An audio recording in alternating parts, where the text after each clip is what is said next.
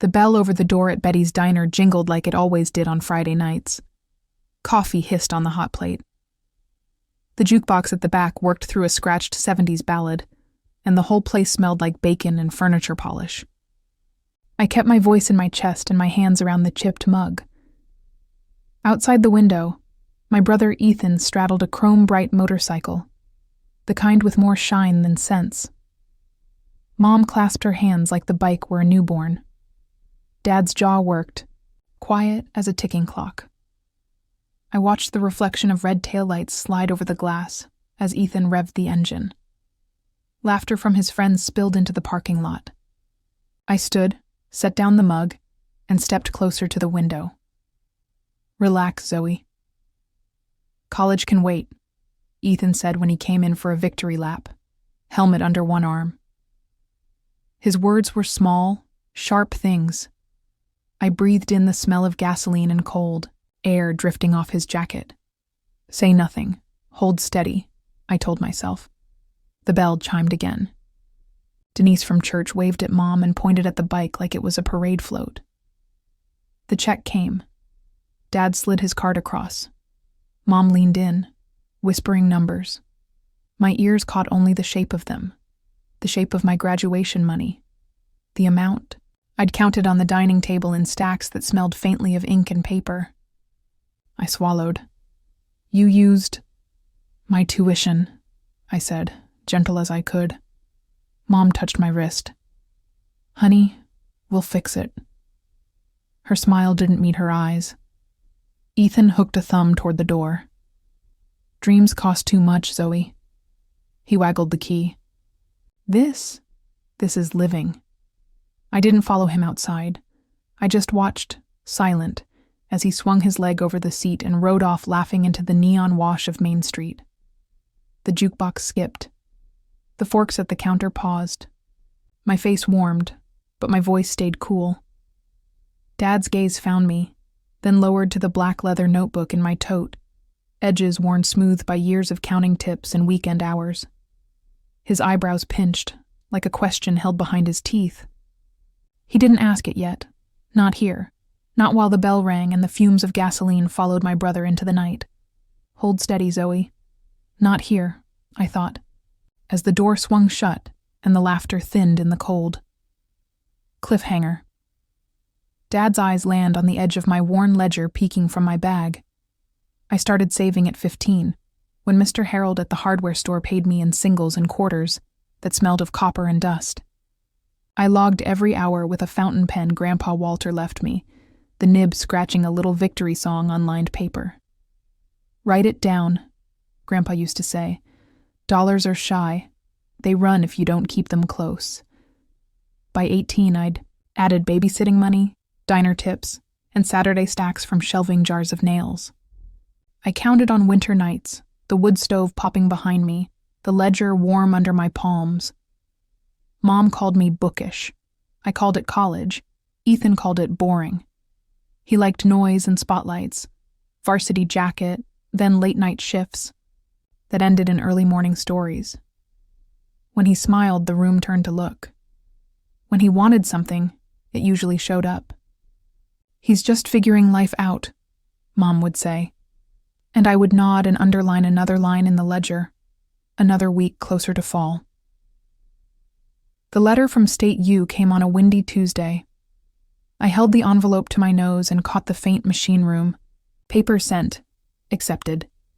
A first semester balance due circled in yellow. I laid the acceptance next to my ledger and traced the totals with my thumb. I could make it. Barely. If I kept pouring coffee at Betty's and skipped new shoes. Then Grandpa's VFW friend, Mr. Frank, called. "We've got a small community. Grant in Walter's name," he said. "For a hard-working kid. Your name keeps bouncing around the hall." He coughed.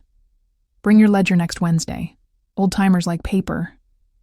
I cried in the pantry so nobody had to watch. Salt and flour smelled like a clean beginning. We didn't make it to Wednesday before the bike showed up. When Mom's purse tipped in the diner booth tonight, a dealership receipt slid across the vinyl like a confession.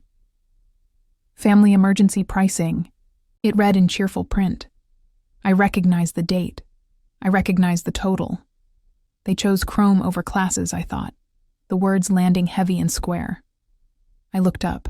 Dad had the same look he wore when the storm radio crackled. Half listening to thunder, half counting seconds between flash and thump. He still didn't speak. He just nodded once, toward my tote. "What's in there, Zoe?" I touched the leather. "Spine." "Everything," I said. "And enough." Cliffhanger. Dad says, "Tonight, at home," and the decision hangs like a held breath. The house carried the soft smell of lemon oil and old carpet. Family filled the living room. Aunt Linda with her camera, Charles from 2 doors down, Denise balancing a plate of store-bought cookies. The bike's engine ticked cooling in the driveway. Every tick felt like a finger tapping my shoulder. Ethan lounged in the armchair, helmet on the coffee table like a crown. "We'll make it right," Mom said quickly, eyes on the rug's pattern. "We always do." I set my tote down. The ledger slid out, familiar weight, familiar scuffs.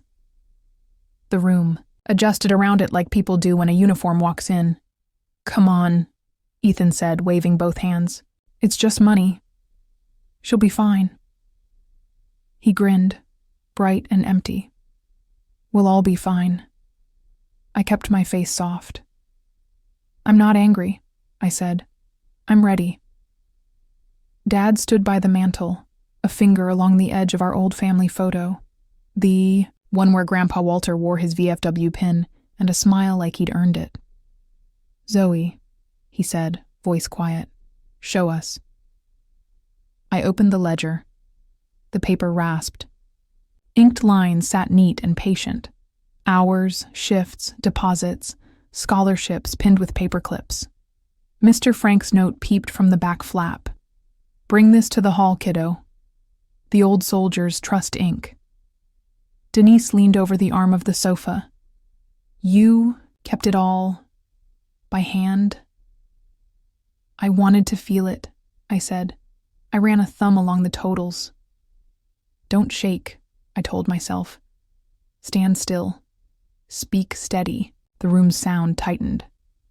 The refrigerator hum. A clock's small heartbeat. A neighbor's dog outside choosing not to bark. Ethan rolled his eyes. "We get it. You like notebooks." I turned a page. The last line was circled. The tuition. Balance due sat there like a dare. "I made it," I said. "It took years, but I made it. You—" My throat flickered, then steadied. "You spent it on a laugh in a parking lot." Ethan's smile thinned. "You'll thank me when you actually live a little." I let silence do the work. People shifted. Aunt Linda lowered the camera. Chairs stopped creaking. In that soft pause, I placed one more thing on the coffee table. A small brass fountain pen with Grandpa's initials. The nib still stained the color of work. Dad's eyes changed. "Where'd you get that?" "Grandpa left it for the first one in the family who paid her way," I said. "He made me promise I'd write it down. And I did." Cliffhanger. The front door opens. Mr. Frank from the VFW steps in, cap in hand. "Evening," Mr. Frank said, voice like gravel warmed in the sun. He smelled faintly of leather polish and coffee from the Legion Hall. "Sorry to barge in, folks. Walter's ledger girl here?" He tipped his cap at me. I stood. "Hi, Mr. Frank." He smiled at the book. "There it is. The thing that gets old men to stop arguing. Ink on paper." He set a thin folder beside my ledger. Zoe's work. Hours, references, and a little grant the fellas voted on. Not much, but honest money. He looked at Dad. "Walter wanted kids to know the weight of $1 and the lightness it can buy when it's earned. He talked about you, Jim. Said you knew both."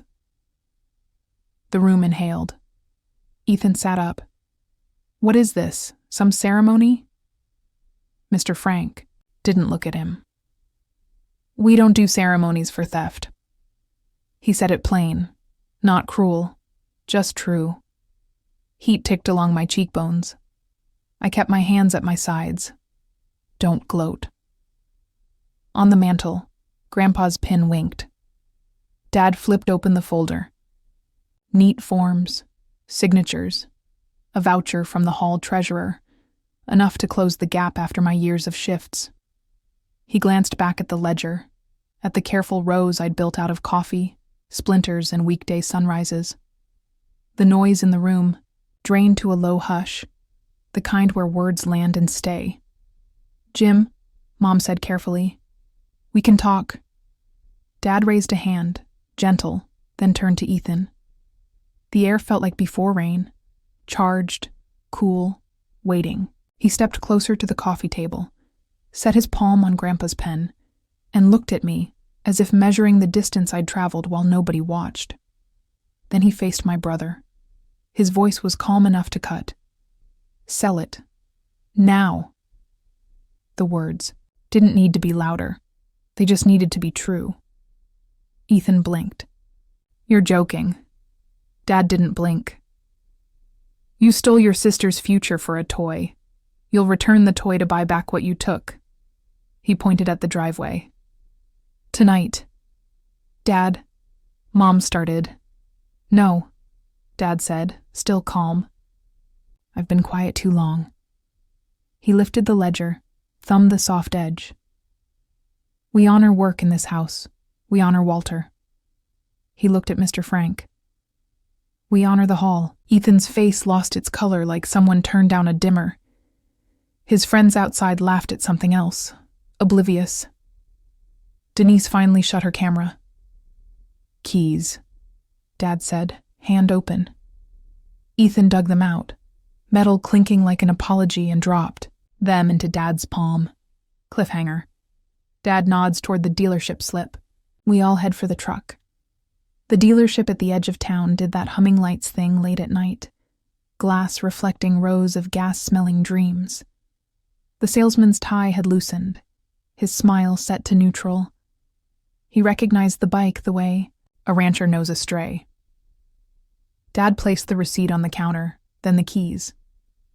"We're reversing a mistake," he said. I stood a step behind, the ledger closed under my hand, the fountain pen clipped firm to the cover. Ethan hovered near the door, helmet dangling like a poor excuse for a shield. "Returns are tricky," the salesman said. Mr. Frank leaned on the counter with the steady patience of a man who's filled out forms in triplicate since 1974. "Tricky's fine. We'll do all 3 copies." It took an hour. We signed in silence. The salesman brought over a manager. The manager called someone and nodded, then nodded again. Dad didn't raise his voice. He didn't need to. He told the story once, with the weight it deserved. By the time we stepped outside, the bike's spot in the row had already been filled by a bright used sedan like a missing tooth capped. On the ride home, the cab smelled like dust and old leather. The radio worked its way toward an old love song, the kind Grandpa used to hum while fixing a hinge. Dad cleared his throat. "I failed you," he said to the windshield. "I won't again." I watched the road unspool under the headlights. Dignity over gloating, I told myself. "Thank you," I said. "That's enough." Back home, neighbors' porch lights lifted like curious eyebrows. Ethan handed me a small envelope. "It's the refund difference," he mumbled. "The part they had to cut for mileage." He swallowed. "The rest is coming." I took it, the paper warmer than the night. "I hope you find something worth earning," I said. Not a jab, a hope.